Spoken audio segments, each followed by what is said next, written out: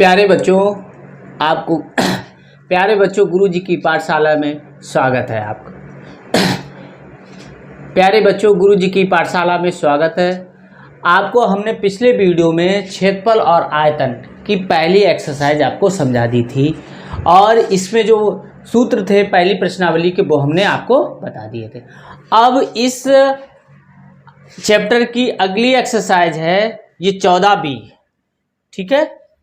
इसको आज हम समझाएंगे आपको और इसमें जो सूत्र प्रयोग हुए हैं या फार्मूला जो यूज हुए हैं उसके बारे में हम आपको बताएंगे। तो देखो चलते हैं बच्चों, सबसे पहले हम सूत्र देखते हैं। इसमें देखो बच्चों, इसमें देखो द्विविमीय सूत्र थे वो तो हमने आपको बता दिए, जैसे है आयत वर्ग, ये द्विविमीय आकृति है। अब त्रिविमीय आकृति है उनके बारे में आपको हम बताएंगे। त्रिविमीय यानी कि 3D। ये 3D का मतलब है 3 डायमेंशनल। जैसे बच्चों हमारा ये कमरा होता है उसमें लंबाई होती है और चौड़ाई होती है और ऊंचाई भी होती है। तो इसमें 3 विमाएं होती हैं, इसलिए जो कमरा जो है वो 3 डायमेंशनल हुआ। या हम एक बक्सा देखते हैं, जो बक्सा होता है हमारा वो भी क्या होता है, 3 डायमेंशनल होता है। एक पासा जो हमने देखा है बच्चों, जो लूडो में हम प्रयोग करते हैं वो क्या होता है, वो भी 3 डायमेंशनल होता है, क्योंकि उसमें भी लंबाई चौड़ाई और ऊंचाई होती है। यानी कि एक कोने पर कोना कोई लोगे तो उसमें 3 विमाएं हमारी जुड़ी हुई होंगी, तो वो 3 डायमेंशनल आकृति कहलाती है। तो 3 डायमेंशनल आकृति में सबसे पहले हम आपको बताएंगे घनाभ। घनाभ कैसा होता है, एक बक्से के आकार का होता है। या आपने देखा होगा ये डस्टर जो होता है हम जिससे ब्लैक बोर्ड साफ करते हैं वो भी 3 डायमेंशनल ही होता है, घनाभ के आकार का होता है। तो घनाभ के बारे में हम आपको बताएंगे। घनाभ देखो बच्चों इस तरीके से, ठीक है। ये एक आयत होता है, आयत में क्या होता है 2 डायमेंशनल होता है, खाली लंबाई और चौड़ाई होती है। लेकिन जो हमारा घनाभ होता है उसमें लंबाई चौड़ाई और ऊंचाई होती है, ठीक है। ये तो ये बच्चों देखो इसको हम इस तरीके से मिला दें, ठीक है। ये जो हमारा बना है ये एक बक्से के टाइप का बन गया है। तो इसमें ये लंबाई हो गई बच्चों, ठीक है, ये चौड़ाई हो गई और ये जो हमारी जो ये दिख रही है ये, ठीक है, ये वाली ये हमारी ऊंचाई हो गई, ठीक है। तो इस तरीके से ये घनाभ की आकृति होती है, यानी कि सभी भुजाएं कैसी होती हैं वो अलग अलग बच्चों होती हैं, ठीक है। तो इसमें देखो घनाभ का आयतन, और घनाभ में बच्चों क्या होता है, घनाभ आपने कमरा देखा होगा, कमरे में 6 पृष्ठ होते हैं, आमने सामने जो पृष्ठ हैं और ऊपर नीचे छत और फर्श, ठीक है। तो ये 6 पृष्ठ होते हैं। तो ये 6 पृष्ठों का क्षेत्रफल भी हमारा पूछा जाता है बच्चों, ठीक है। आयतन भी पूछा जाता है, कैसे एक कोई टंकी है उसकी लंबाई चौड़ाई इतनी है, उसमें इतना पानी आता है या कितना पानी आता है ये पूछा जाता है उसमें, ठीक है। तो इसके बारे में इसके फार्मूले आपको हम बता रहे हैं, ठीक है। घनाभ का फार्मूला क्या है, देखो घनाभ का आयतन, घनाभ का आयतन होता है लंबाई गुणे चौड़ाई और गुणे ऊंचाई, ठीक है, ये होता है। तो इसको लिखते हैं V बराबर LVH, ठीक है, वॉल्यूम बोलते हैं आयतन को, ये हो गया आयतन, ठीक है। अब दूसरा फार्मूला है घनाभ का कि सभी संपूर्ण माने सभी पृष्ठ, जितने 6 पृष्ठ होते हैं तो घनाभ के संपूर्ण या सभी पृष्ठों का क्षेत्रफल, ठीक है। पृष्ठों का क्षेत्रफल क्या होते हैं, तो ये देखो 2 ले लेंगे, लंबाई गुणे चौड़ाई, फिर चौड़ाई गुणे ऊंचाई और फिर ऊंचाई गुणे लंबाई। ये इस तरीके से लिखते हैं, लंबाई चौड़ाई फिर चौड़ाई ऊंचाई, ऊंचाई गुणे लंबाई। तो ये 6 पृष्ठ बनेंगे, 2 ये बनेंगे, 2 ये, 2 ये, तो 2 कॉमन ले लिए हमने बच्चों, ठीक है। अब देखो घनाभ में घनाभ का विकर्ण, घनाभ का विकर्ण, विकर्ण का मतलब है बच्चों ऊपर वाले कोने से नीचे वाले कोने को अगर मिला दें तो इस तरीके से जो रेखा बनेगी या जो लंबाई हमें प्राप्त होगी वो विकर्ण कहलाएगा। तो विकर्ण होता है बच्चों under root L square plus B square plus H square, यानी कि लंबाई का वर्ग प्लस चौड़ाई का वर्ग प्लस ऊंचाई का वर्ग। ठीक है बच्चों। अब देखो, अब इसमें आता है घन। घन के बारे में देखो, घन जो बच्चों है वो वर्ग से ही बना है। ठीक है, वर्ग क्या है, 2 डायमेंशनल होता है और घन होता है वो 3 डायमेंशनल होता है। इसमें लंबाई चौड़ाई ऊंचाई होती है लेकिन बराबर होती हैं। ठीक है, तो घनाभ का देखो, घनाभ कैसे, यानी कि देखो ये सभी भुजाएं कैसी हैं, बराबर है। ठीक है, तो इसी तरीके से इस तरीके से हम बना दें। ठीक है बच्चों, तो ये L है, ये B है और ये H है। तो यहाँ L, B और H कैसी होती हैं, बराबर होती हैं। ठीक है, मान लो X है तो ये सब बराबर होंगे इसकी भुजा, यानी कि हम इसको मान ले रहे हैं घन की भुजा, घन की भुजा। ठीक है, तो ये घन की भुजा हमने मान लिया। तो इसका आयतन अब हम देखते हैं बच्चों, आयतन। तो घन का आयतन जो होता है बच्चों वो होता है भुजा का इस तरीके से। ठीक है, अब दूसरा है घन का संपूर्ण, यानी संपूर्ण पृष्ठों का क्षेत्रफल। तो बच्चों इसमें क्या होता है, 6 गुणे भुजा का स्क्वायर। एक पृष्ठ का क्षेत्रफल कितना हो जाएगा, वर्ग होता है बच्चों। ठीक है, तो वर्ग का क्षेत्रफल होता है भुजा स्क्वायर। तो भुजा कितनी हो गई, 6 आमने सामने की। ठीक है, और ऊपर नीचे की, तो ये 6 हो गई। तो 6 इसका गुणा कर दिया बच्चों। अब देखो तीसरा है घन का विकर्ण। तो होता है बच्चों अंडर रूट 3 इंटू भुजा। ठीक है, ये होता है। तो ये 3 अब हमारे 2 हमने आपको घनाव बता दिया, ठीक, घन बता दिया। घन कैसे, घन का उदाहरण क्या है, एक पासा जो होता है लूडो का, वो घन के आकार का होता है बच्चों। ठीक है, तो अब देखते हैं बच्चों, देखो आगे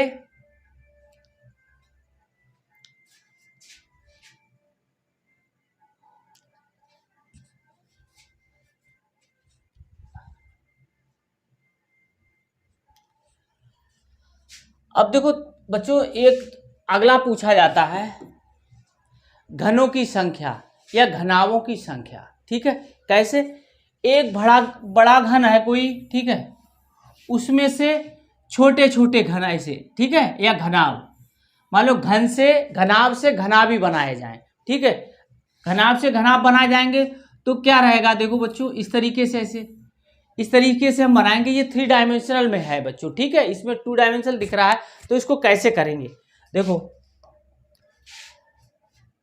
घनाभ से छोटे घनावों की संख्या निकालनी हो तो छोटे घनावों की संख्या कैसे निकालेंगे, छोटे घनाव की संख्या, तो क्या होगा, बड़े घन का आयतन बटे, सॉरी यहाँ घन नहीं घनाभ लिखना है हमें, बड़े घनाभ का आयतन और फिर छोटे घनाभ का आयतन।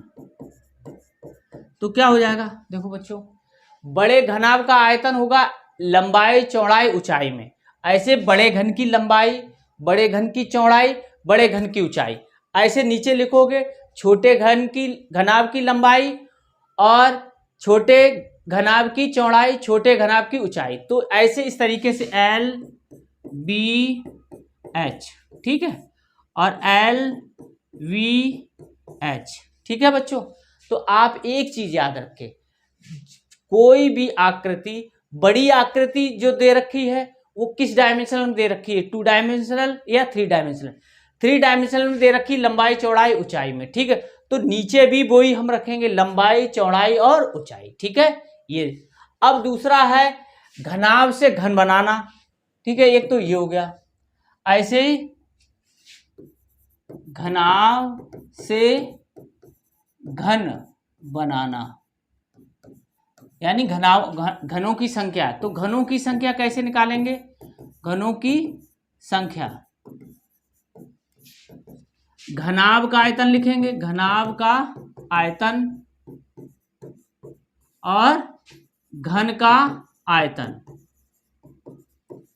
अब देखो ऊपर आयतन का मतलब होता है 3 राशियों का गुणा, ऐसे घन का आयतन भी 3 राशियों का गुणा होगा, लेकिन घन में सभी राशियां लंबाई चौड़ाई ऊंचाई कैसी होती है? समान होती है। लेकिन आप ऐसे लिखोगे जैसे L इसका है, V है और H है, और घनाभ की माना भुजा हम मान ले रहे हैं X है, ठीक है। तो X गुणे X इस तरीके से रख लोगे और काट लोगे तो घनों की संख्या हमें निकल आएगी, ठीक है। अब आता है तीसरा बच्चों, घन से छोटे घन बनाना, ठीक है। तब छोटे घनों की संख्या क्या होगी? छोटे घनों की संख्या बड़े घन का आयतन और छोटे घन का आयतन, ठीक है, क्योंकि 3 डायमेंशनल है। अब मान लो इसकी बड़े घन की भुजा अगर हम मान लें, किसको मान लो? X मान लो, और छोटे घन की आप भुजा Y मान लें, तो हमें क्या लिखना होगा बच्चों? X गुणे X बटे Y गुणे Y, ठीक है। तो बड़े घन की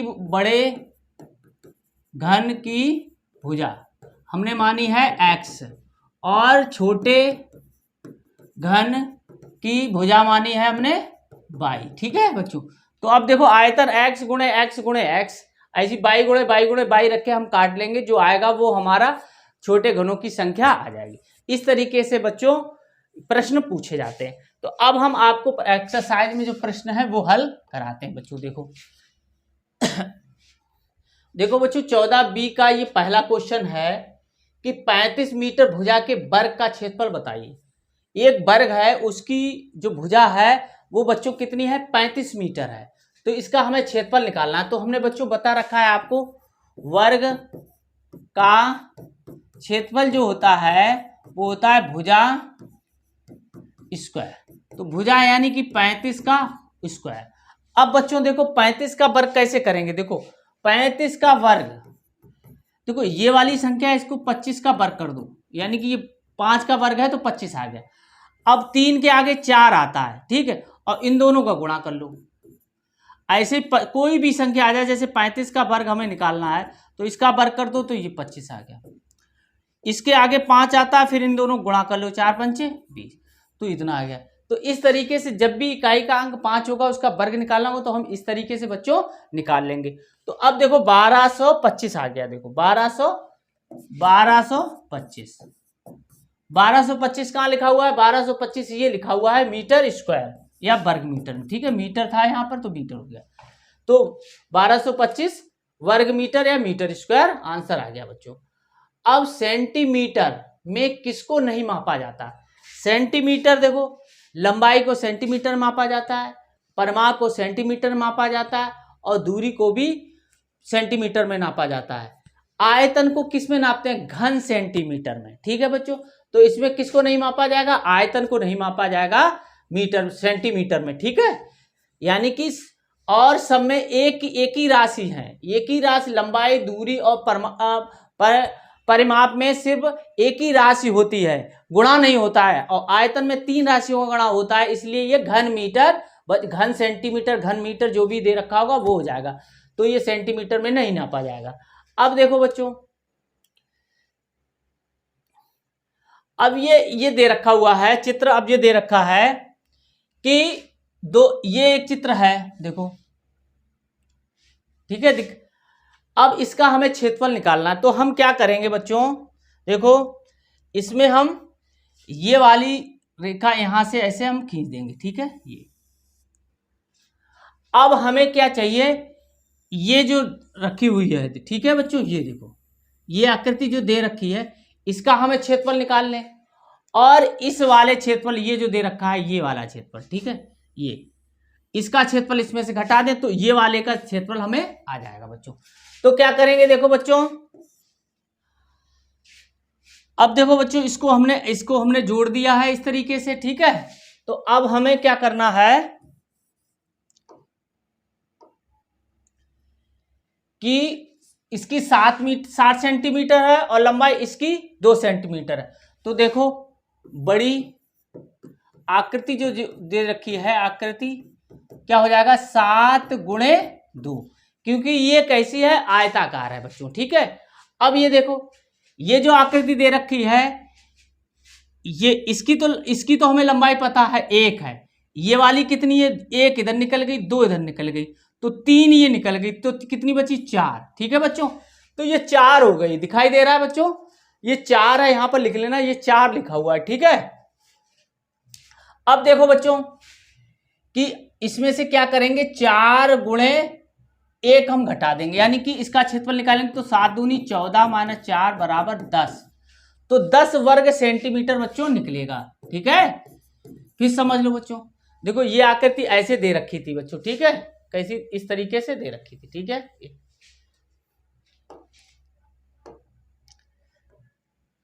देखो बच्चों इस तरीके से हमने इसको बना लिया है, ठीक। अब हम पूरी आकृति का ये हम क्षेत्रफल निकालेंगे, वो कैसे निकलेगा लंबाई गुणे चौड़ाई, 7 दूनी 14।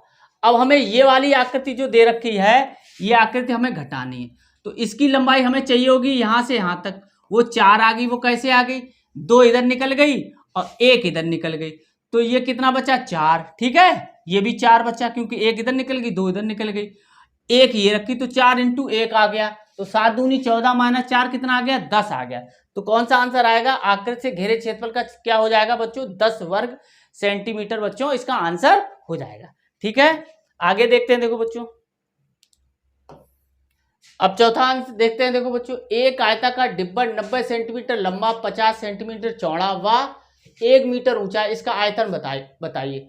आयताकार जो डिब्बा है वो कैसा है, एक घनाव के आकार का है, तो घनाव का आयतन क्या होता है बच्चों, देखो घनाव का आयतन होता है लंबाई LVH, तो L का मान कितना है 90 बच्चों, B का मान कितना है देखो चौड़ाई है 50 और ये 1 मीटर ऊंचा है, तो 1 मीटर ऊंचा का मतलब बच्चों क्या हो गया 100 सेंटीमीटर हो गया, क्योंकि ये सेंटीमीटर में दे रखे, तो यहां लिख देंगे 100, ठीक है बच्चों।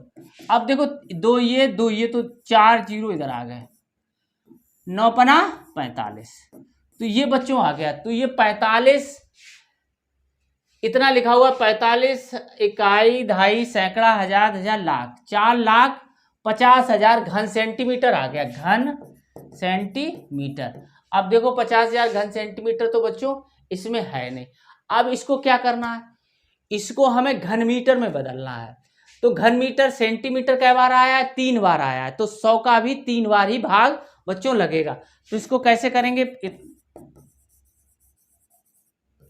100 गुणे 100 गुणे 100 और ये हो गया घन मीटर। अब क्योंकि ये घन 3 बार आया 3 बार का भाग कर दिया, देखो 1 2 3 4 1 2 4, इसका करेंगे तो 0.45 घन मीटर, ठीक है बच्चों। तो 0.5 घन मीटर कहाँ रखा हुआ है, घन मीटर ये रखा हुआ 0.45 घन मीटर, देखो 0.45 वर्ग मीटर रखा हुआ, वर्ग किसकी इकाई होती है क्षेत्रफल की, इसीलिए घन मीटर होती है आयतन की, तो ये वाला हम करेंगे, ठीक है। आंसर हमारा बी टिक करेंगे, ठीक है। अब देखो अगला क्वेश्चन है, 5वां क्वेश्चन है बच्चों, यदि किसी वर्गाकार भूखंड का परिमाप 160 मीटर है तो उसका क्षेत्रफल कितना होगा।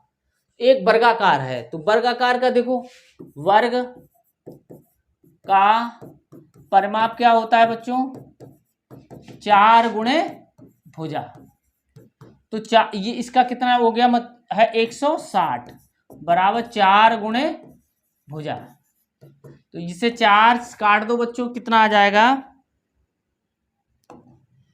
4 चौकू 16, तो इतना आ गया, तो भुजा बराबर आया बच्चों 40, ठीक है मीटर, ये 40 मीटर आ गया। अब वर्ग वर्ग का क्षेत्रफल या वर्गाकार भूखंड का क्षेत्रफल क्या हो जाएगा, भुजा का स्क्वायर, तो 40 का वर्ग, ठीक है। तो कितना आ जाएगा 40 गुणे 40, तो 2 जीरो और 4 चौको 16, तो 1600 अब वर्ग मीटर आ जाएगा। 1600 वर्ग मीटर कहाँ रखा हुआ, ये रखा हुआ बच्चों, इसी को ही हम टिक कर देंगे, ठीक है बच्चों।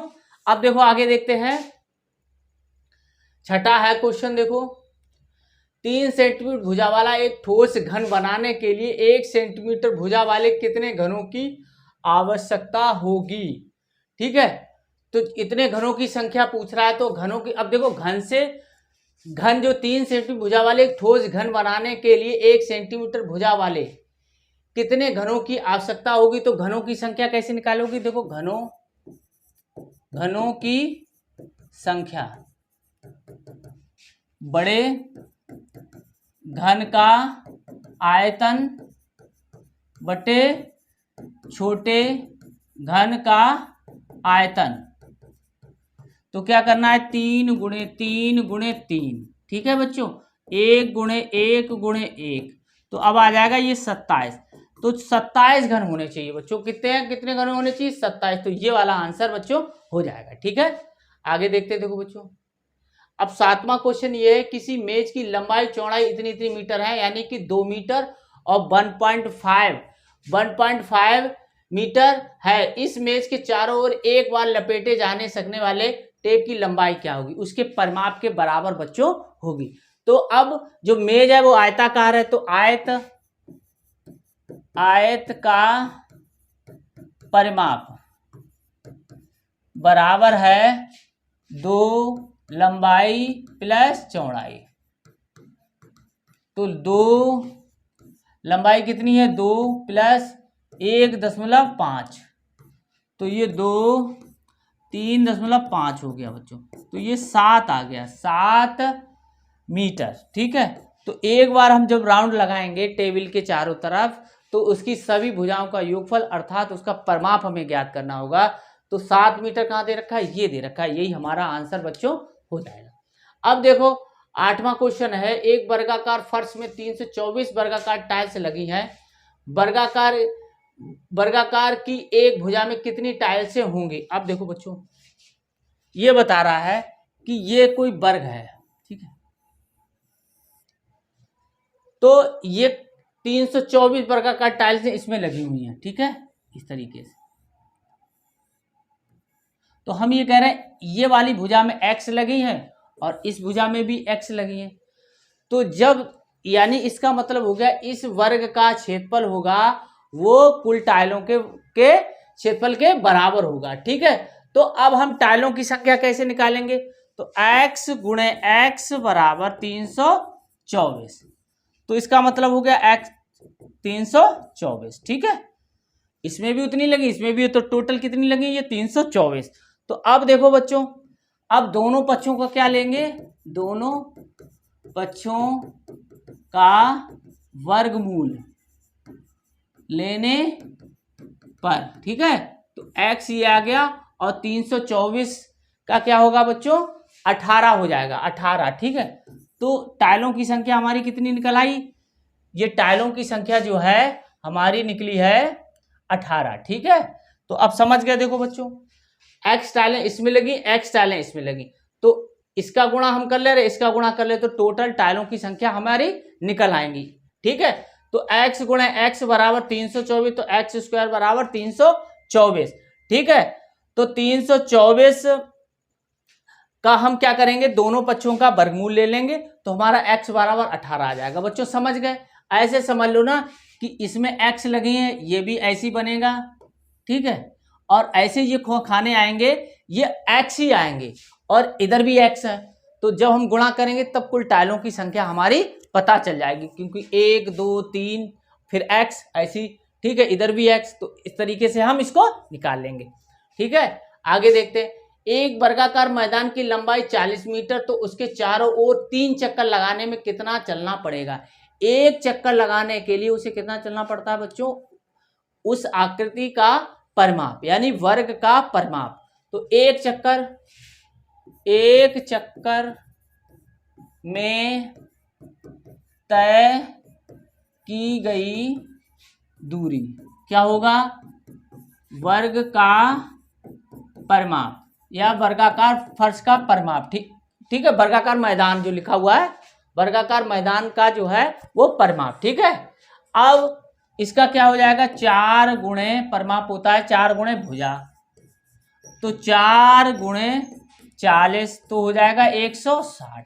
एक चक्कर में वो 160 दूरी तय कर रहा है, तो 3 चक्करों में, तो 3 चक्करों का एक एक नियम से करेंगे। 3 चक्करों में तय की गई दूरी बराबर 160 गुणे 3, 16×3 = 48। ठीक है, ये तो 480 बच्चों हो जाएगा। तो 480 कहाँ रखा हुआ? ये रखा हुआ, इसी को हम टिक कर देंगे। एक कमरे की लंबाई 7 मीटर है और चौड़ाई 5 मीटर है, तो इसके फर्श पर 80 पैसे प्रति वर्ग मीटर की दर से चटाई बिछाने का कितना खर्च आएगा? अब देखो बच्चों, यहाँ वर्ग मीटर की बात हो रही है, इसका मतलब 1 वर्ग मीटर का खर्च है वो 80 पैसे है। तो हमें क्या करना पड़ेगा? क्षेत्रफल निकालना पड़ेगा। तो फर्श का पहले हम क्षेत्रफल निकाल लेते हैं।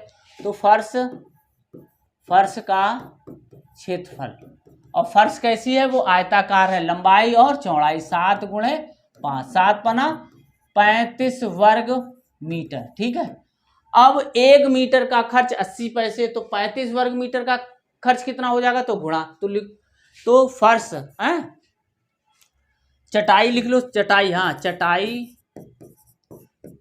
बिछाने का खर्च, तो क्या करोगे? 35 में 80 का गुणा कर दें, ये पैसा आ जाए।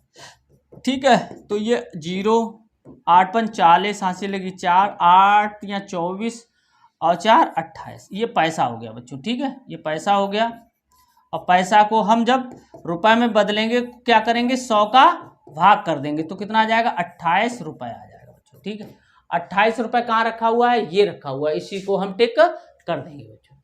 ठीक है, अब देखो बच्चों, ये 11वां क्वेश्चन आ रहा है।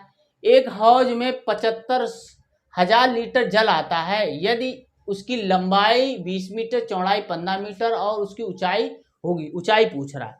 देखो, एक हौज बना हुआ है जिसकी लंबाई जो है वो 20 मीटर है, चौड़ाई है हौज की वो है 15 मीटर, और ऊंचाई जो है हमें निकालनी है। ठीक है बच्चों, ये निकालनी है, ऊंचाई जो है वो निकालनी है। ठीक, बी। ठीक है, चौड़ाई। अब ये जल आता है, तो इसका मतलब हुआ हौज का आयतन दे रखा है। हौज का आयतन दे रखा है बच्चों, वो है 75,000 लीटर। अब बच्चों, ये हमारा मीटर में है और ये लीटर में है, यानी कि आयतन जो है वो लीटर में दे रखा है। अब इसको हमें घन मीटर में बदलना है। अब बच्चों, आपको ये पता होना चाहिए कि 1 घन मीटर में 1000 लीटर होता है। ठीक है, 1000 लीटर। ठीक है, तो अब हमें क्या है कि 1000 लीटर बराबर 1 घन मीटर। ठीक है, तो 1 लीटर बराबर ये आ जाएगा 1/1000 घन मीटर। तो 75,000, तो क्या करना पड़ेगा? 75,000 में हमें 1000 का भाग करना पड़ेगा, ये जब, तो इसी प्रकार करेंगे। देखो बच्चों, तो अब हम जानते हैं 1 घन मीटर बराबर 1000 लीटर। ठीक है, तो अब हम इसको बदल लेंगे। हौज का आयतन क्या करेंगे? 1000 का भाग कर देंगे इसमें 1000, ये कट गए बच्चों। ठीक है, तो ये आ गया 75 घन मीटर। ठीक है, अब घन का आयतन हमें लगाना है। घन का आयतन हमारा आ गया 75 घन मीटर, और घन का आयतन होता है L, V और H। ये हो गया 75 घन मीटर। तो L का मान कितना दे रखा है बच्चों? लंबाई दे रखी है इसकी 20 मीटर, तो 20 गुणे H 15 गुणे H 75। ठीक है, तो H बराबर 75 बटे 20 गुणे 15, ठीक, घन मीटर। तो 15×5 और 5×5 ये आ गया, तो 1/4 मीटर बच्चों ये आ गया H बराबर। तो उसकी जो ऊंचाई है वो 1/4 मीटर है। तो ये कहाँ पे है, ये वाला आंसर बच्चों हो जाएगा। ठीक है, आगे देखते हैं। देखो बच्चों 12, उस वर्गाकार खेत का परिमाप क्या होगा जिसका क्षेत्रफल 169 वर्ग मीटर है। अब देखो परिमाप के लिए बच्चों भुजा चाहिए होती है। अगर वर्ग का परिमाप निकालना है तो हमें वर्ग का क्या चाहिए, वर्ग की भुजा चाहिए। भुजा किससे निकलेगी, क्षेत्रफल से। तो वर्ग का क्षेत्रफल लिखो, वर्ग का क्षेत्रफल बराबर है भुजा का स्क्वायर। ठीक, तो अब वर्ग का क्षेत्रफल लिख लो 169 ये है, ये भुजा स्क्वायर हो गया। ठीक है, दोनों पक्षों का क्या करना है, हमें वर्गमूल लेना है। दोनों पक्षों का वर्गमूल लेने पर तो ये 13 हो जाएगा। 13 गुणे 13 कितना होता है 169, भुजा गुणे भुजा तो भुजा हो गया ये। तो भुजा हमारी जो आ गई वो 13 सेंटीमीटर मीटर की आ गई। ठीक है, ये मीटर में है तो मीटर में आ गया। भुजा जो हमारी है वो 13 मीटर की आ गई। अब हमें क्या चाहिए, वर्ग का परिमाप चाहिए। देखो बच्चों वर्ग का परिमाप होता है 4 गुणे भुजा और 4 गुणे 13, 13 चौको 52, तो 52 मीटर आ गई। ठीक है, 52 मीटर कहाँ रखा हुआ है, ये रखा हुआ है बच्चों, इसी को हम टिक कर देंगे। आगे देखते हैं। देखो बच्चों एक आयताकार खेत 32 मीटर लंबा है, इसका क्षेत्रफल इतना है वर्ग मीटर। खेत की चौड़ाई बताइए। ठीक है, अब देखो तो आयताकार है, तो आयताकार मतलब आयत का क्षेत्रफल कितना है बच्चों 768, और ये होता है लंबाई गुणे चौड़ाई बराबर 768। अब लंबाई का मान कितना है बच्चों 32 मीटर, तो 32 गुणे चौड़ाई निकालना है तो चौड़ाई ऐसे लिख लो चाहे x लिख लो, तो 768। तो चौड़ाई बराबर 768 बटे 32। ठीक है, 4 8 32, 4 एकम 4, यहाँ 3 बचा, 4 नेम 36, 4 दूनी 8। ठीक है, अब देखो 8 से काटेंगे, 8 एकम, अब इसको हम देखते हैं 192 को अब हम 8 से काटेंगे, तो 8 एकम 8, 8 दूनी 16, 3 8 चौको 32, तो ये 24 आ गया बच्चों। 24 जो है यानी खेत की चौड़ाई बच्चों हमें 24 मीटर प्राप्त होगी। तो 24 मीटर कौन सा रखा है, ये रखा हुआ है बच्चों। ठीक है, इसी को टिक कर देंगे। अब देखो 14, देखो एक आयताकार खेत का परिमाप 240 मीटर है, यदि खेत की लंबाई 80 मीटर है तो खेत की चौड़ाई क्या होगी। ठीक है, तो ऐसे ही है। देखो बच्चों आयताकार खेत है तो आयत का परिमाप कितना दे रखा है बच्चों 240। ठीक है, अब देखो परिमाप होता है आयत का लंबाई, ये फार्मूला होता है बच्चों। ठीक है, 240। अब क्या आ गया बच्चों, देखो अब जो खेत की लंबाई दे रखी वो 80, तो 280, और चौड़ाई पूछा गया तो हम उसकी जगह x रख ले रहे हैं, तो 240। अब 2 से इसको काट देंगे तो 120 हुआ। अब 80 + x बराबर 120, तो x बराबर बच्चों कितना हो जाएगा 120 - 80, तो x बराबर बच्चों कितना आ जाएगा 40। तो 40 मीटर है ना, मीटर में तो मीटर, तो चौड़ाई उसकी जो है बच्चों x हमने क्या माना था, चौड़ाई मानी थी, तो खेत की चौड़ाई हमारी कितनी आ गई 40 मीटर आ गई। तो ये वाला आंसर बच्चों हो जाएगा। ठीक है, इसको आप नोट कर लो। अब देखो अगला है एक वर्गाकार खेत की एक भुजा 60 मीटर है, उसका परिमाप होगा वर्गाकार यानी कि वर्ग। देखो बच्चों वर्ग का परिमाप, वर्ग का परिमाप हमें निकालना है। ठीक है, तो वर्ग का परिमाप होता है 4 गुणे भुजा, तो 4 गुणे भुजा, भुजा कितनी दे रखी है, एक भुजा 60 दे रखी है। ठीक है, एक भुजा क्या सभी भुजाएं बराबर होती है, तो 2 6 24 इतने मीटर आ जाएगा। तो उसका परिमाप जो होगा वो 240 मीटर बच्चों आ जाएगा। ठीक है, अब देखो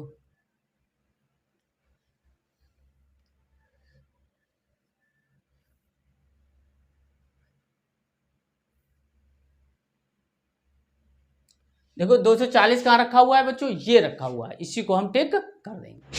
अगला क्वेश्चन देखते हैं। देखो बच्चों, एक खेत की परिमाप 160 मीटर है। खेत के चारों ओर चक्कर लगाने के लिए राजेश को कितनी दूरी तय करनी पड़ेगी। अब देखो बच्चों, तो राजेश को एक चक्कर लगाने के लिए उस जो खेत है उसका परिमाप हमें चाहिए होगा, परिमाप के बराबर दूरी तय करेगा। तो राजेश एक चक्कर में राजेश द्वारा तय की गई दूरी क्या होगा, खेत का परिमाप। अब खेत कैसा है बच्चों बताओ, खेत का परिमाप, खेत कैसा है, देखो खेत का परिमाप लिखा हुआ है। ठीक है, तो 160 ही ये हो जाएगा। ठीक है, यहाँ लंबाई चौड़ाई उसकी भुजा नहीं दे रखी है, खेत का परिमाप के बराबर उसे एक चक्कर में दूरी तय करनी पड़ेगी। तो 160 मीटर की दूरी वो तय करेगा। तो 160 मीटर कहाँ रखा हुआ, ये रखा हुआ, इसी को हम टिक कर देंगे बच्चों। ठीक है, आगे देखते हैं। देखो 17वां क्वेश्चन ये है, एक वर्गाकार खेत का क्षेत्रफल 225 वर्ग मीटर है। वर्गाकार खेत का परिमाप बताइए। तो वर्गाकार खेत का परिमाप तो हम तभी निकाल पाएंगे बच्चों जब हमें वर्ग की भुजा पता हो। तो वर्ग की भुजा कहाँ से निकालेंगे, हम क्षेत्रफल से निकालेंगे। तो वर्ग या वर्गाकार वर्ग का क्षेत्रफल जो दे रखा है वो है हमारा 225 वर्ग मीटर। ठीक है, या वर्गाकार खेत का क्षेत्रफल, इसकी जो वर्ग होता है उसका क्षेत्रफल होता है भुजा स्क्वायर। तो ये 225 आ गया। अब दोनों पक्षों का क्या करेंगे बच्चों, हम वर्गमूल ले लेंगे। दोनों पक्षों का वर्गमूल लेने पर, ठीक है, तो ये भुजा गुणे भुजा होता है तो भुजा आ गया। ये 225 होता है वो 15 गुणे 15 होता है बच्चों। ठीक है, तो 15 गुणे 15 यानी 15 आ गया। अब उसकी जो भुजा आ गई वो 15 मीटर की आ गई बच्चों। ठीक है, 15 मीटर। अब हमें परिमाप चाहिए। तो वर्गाकार खेत जो है, वर्गाकार खेत का परिमाप जो है वो होता है 4 गुणे भुजा, यानी कि वर्ग का परिमाप। तो 4 गुणे भुजा, 4 गुणे भुजा यानी कि कितनी थी 15, तो ये आ गई 15 चौकू 60 मीटर बच्चों आ गया। 60 मीटर कहाँ रखा हुआ है, ये रखा हुआ है, इसी को हम टिक कर देंगे बच्चों। ठीक है, अब देखो आगे है, एक आयताकार खेत 120 मीटर चौड़ा है और 180 मीटर लंबा है। खेत के चारों ओर 5 चक्कर लगाने के लिए अनुराग को कितने किलोमीटर चलना पड़ेगा, किलोमीटर में पूछ रहा है। तो एक चक्कर में चली गई दूरी क्या होती है, वो आकृति जो दे रखी होगी उसका परिमाप। और कैसा है, आकृति कैसी है, आयताकार, आयत का परिमाप। एक चक्कर में चली गई दूरी हो जाएगा बच्चों यानी आयत का परिमाप। और आयत का परिमाप होता है 2 लंबाई प्लस चौड़ाई बच्चों। क्या होता है, इतना।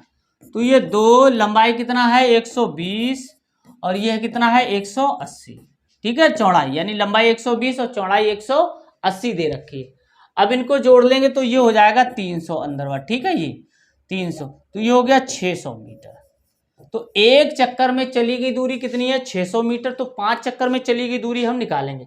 तो 5 चक्कर में चली गई दूरी हो जाएगा 5 गुणे 600 यानी कि 3000 ये आ जाएगा। इसका गुणा करेंगे तो 6000 मीटर।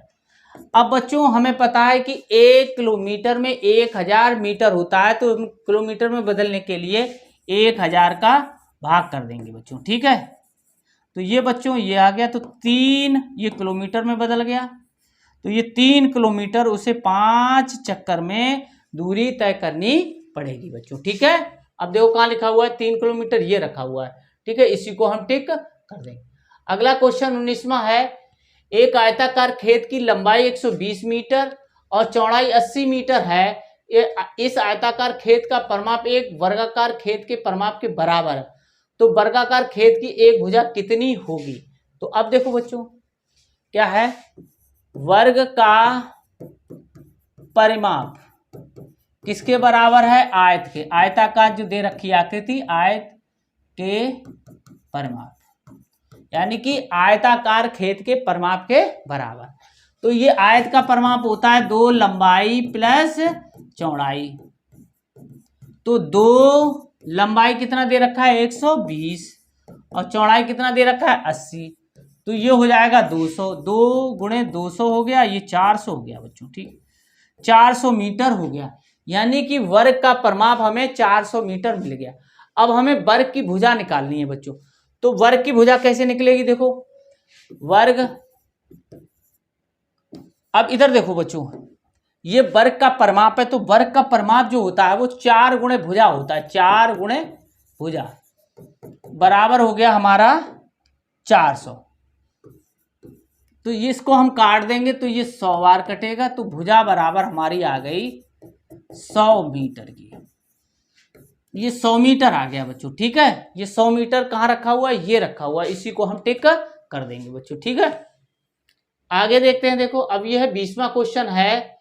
एक आयताकार खेत 60 मीटर चौड़ा 100 मीटर लंबा है। खेत के चारों तरफ 10 मीटर प्रति मीटर की दर से तार लगवाने पर कितना धन व्यय होगा? इसका मतलब उसके चारों तरफ हमें क्या लगाना है? तार लगाना है। चारों तरफ का मतलब क्या होगा? चारों सभी भुजाएं, यानी कि जो उसकी चारों भुजाएं होंगी उनका योग चाहिए होगा। तो आयत के चारों भुजाओं का योग यानी कि उसका परिमाप होता है, और परिमाप होता है 2 लंबाई प्लस चौड़ाई। तो आयत का देखो, आयत का परिमाप, ठीक है, बराबर 2 लंबाई प्लस चौड़ाई। तो 2 लंबाई क्या है? 60 और चौड़ाई है 100। ठीक है, या लंबाई चौड़ाई कुछ भी कर लो इधर, वो तो एक ही बात है। ठीक है बच्चों, ऐसे लिख लो 100 ये है और 60 ये है। ठीक है, कोई अंतर नहीं पड़ेगा। 100 मीटर लंबाई और चौड़ाई इतनी हो गई। अब इसको 160 हो गया, 2 गुणे 160, तो 16 दूनी 32 हो गया, ये हो गया। इतने मीटर उसे उसका परिमाप हो गया। इसका मतलब इतने मीटर हमें तार लगाना होगा। अब 1 मीटर का खर्च कितना है? 10 रुपए। तो कुल खर्च कितना आ जाएगा? कुल यानी कि तार लगवाने का कुल खर्च बराबर 10 गुणे इतना, तो ये आ जाएगा 3200। ठीक है, 3200 रुपए हमारा हमें कुल धन खर्च करना पड़ेगा उसके चारों तरफ तार लगाने के लिए बच्चों। तो 3200 कहाँ रखा है? ये रखा हुआ, इसी को हम टिक कर देंगे। आगे देखते हैं। देखो 21वां क्वेश्चन है बच्चों। एक घनाभ जिसकी लंबाई 15 मीटर और चौड़ाई 10 मीटर और ऊंचाई 3, तो घन का आयतन बताइए, घनाभ का आयतन बताइए। तो घनाभ का बच्चों आयतन होता है, घनाभ का आयतन लंबाई चौड़ाई और ऊंचाई। लंबाई जो दे रखी है वो जो 15 सेंटीमीटर दे रखा है, ये 10 सेंटीमीटर दे रखा है, ये 5 सेंटीमीटर दे रखा है, ये घन सेंटीमीटर हो गया। ठीक है बच्चों, अब 15 पना 75, 75 का 10 में ये हो गया, तो घन सेंटीमीटर इतना आ गया बच्चों। तो 750 घन सेंटीमीटर ये इस घनाभ का आयतन होगा। देखो बच्चों ये बी वाला दे रखा हुआ है। ठीक है, हाँ।